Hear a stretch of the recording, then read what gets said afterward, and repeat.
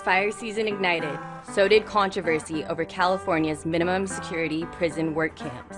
Prison officials repeatedly claim that violent inmates are never placed in fire camps. However, a month-long Record Searchlight investigation revealed such crews do include dangerous inmates convicted of violent crimes such as kidnapping, burglary, and murder.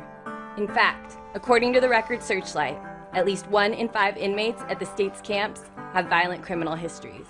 The investigation began after suspected gang member, 36-year-old Jeffrey Shook, escaped from a fire camp in Nevada City. Placer County Sheriff called Shook one of the most violent and dangerous suspects we've encountered in a long time. Reporter Ryan Sabalo describes how the story came together. When we got the word from the sheriff's office up there, they described him as a guy who'd twice been shot by police prior to his incarceration. They said he was a documented Aryan Brotherhood member who had been hanging out with other Aryan Brotherhood members at the place where they captured him. While he was on the lam, he smashed up at least 3 cop cars. I'd always assumed that the people who man those fire camps are, they're inmates, but I always figured that they're not violent inmates because they're under minimum security. They're basically under light guard. They can walk away at any time, pretty much. So I ended up filing a public records request with the California Department of Corrections. They ended up releasing 5 years of all their inmates that had been at those fire camps. They wouldn't tell us the names, but they told us by ID number and their controlling offense. That's the offense that lands somebody in prison. And what we found was, after several months of doing some data analysis work with the help of Scripps Howard News Service, we were able to find that 1 in 5 inmates at these camps had a history of violent crime. Everything from armed robbery to there were folks who'd been in there for kidnapping. There were folks who'd been in there for violent encounters with police, guys who'd been in police shootings and that kind of thing. After Sabalo's report was released, State Senator Doug LaMalfa announced he would hold bipartisan hearings on why violent inmates are being placed in California's 41 fire camps, including 5 in the North State. LaMalfa explains his concerns. The rubber's not meeting the road on what people expect of that, because if indeed they are saying these are not violent criminals, and you just look at the record here, then it isn't consistent, and it's probably something worse than that I'm not prepared to say right now until we've had the chance to have a fair hearing on it. Now, the other side story to this is that with realignment coming along and the governor's move to empty the prisons of tens of thousands of inmates and put them back to the local level, what does that mean?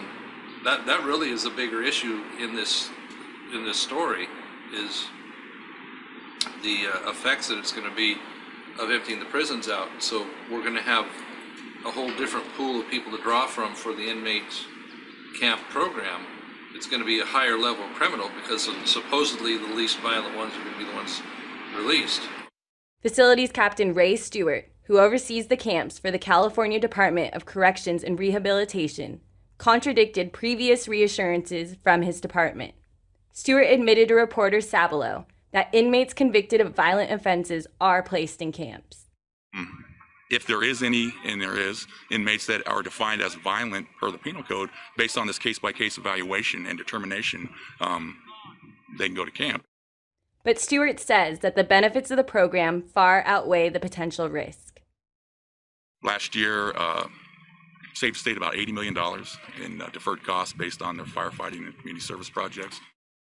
Furthermore, a fire camp inmate in Red Bluff says the camps teach discipline and teamwork. My name is Melvin Strauder. I'm from Southern California. I'm here at Camp Ishii, CC-18, and it's a wonderful camp to be at. Instead of being behind a wall, incarcerated, or maybe in a cell in a dorm living and work in a regular position or a regular shift, we get the opportunity to come out here, be in the open environment, and work with the fire department. When we get out of this system, we have the potential for applying for Cal Fire. Prisoners' rights activists praised the camps as safe rehabilitation centers for prisoners. And reporter Sabalo found this the most interesting part of the investigation.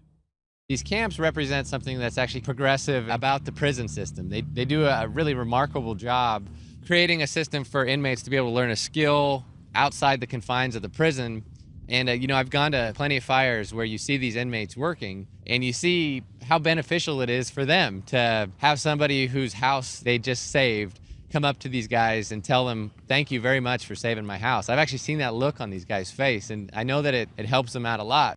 This investigation raises some major questions, Sabalo says.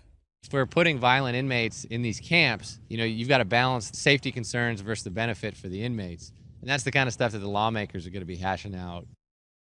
Hearings will be held in Sacramento later this month. For North State Public Radio, I'm Ashley Nakano.